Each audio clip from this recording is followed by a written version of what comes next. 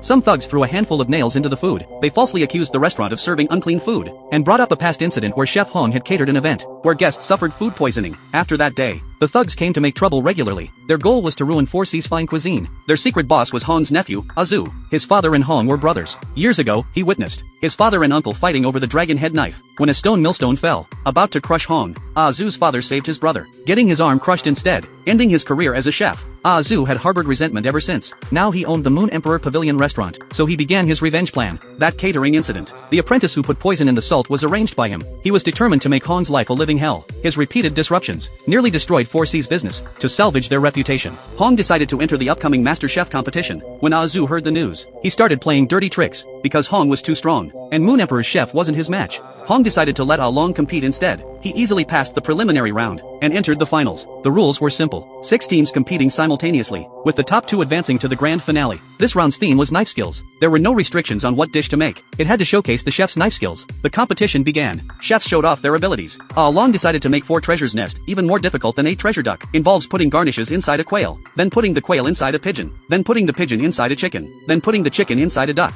steaming it all together, and finally coating the duck with a secret sauce. This dish especially tested knife skills. Meanwhile, Moon Emperor's chef made ox head skin, which required even more precise knife skills. The bones had to be removed while keeping the skin perfectly intact. Time was up. All the chef's dishes looked appetizing, each displaying impressive knife skills, though all had minor imperfections. After the judges' tasting, Moon Emperor and 4C's advanced to the finals. The final theme was soup. The soup needed to be delicious, without adding a single drop of seasoning. Long would make a famous Sichuan dish his master taught him: boiled cabbage in clear broth. The boiled water in this dish doesn't refer to plain water. Instead, chicken meat is chopped into paste, and evenly distributed in chicken broth. As the meat paste slowly settles, filtering again and again, until the chicken broth is clear as water, and the cabbage cannot use the outer leaves, taking only the innermost heart, piercing it with thousands of tiny holes using a needle. This preserves the overall appearance and texture. Finally, arrange the cooked cabbage on a plate. Pour in the filtered chicken broth, completing the boiled cabbage without any seasonings. Moon Emperor's side made Buddha jumps over the wall, the premier Fujian dish. The process was extremely complex, but Moon Emperor's chef completed it methodically. He even created a windfire wheel cooking method. Traditional stewing pots heat only from the bottom.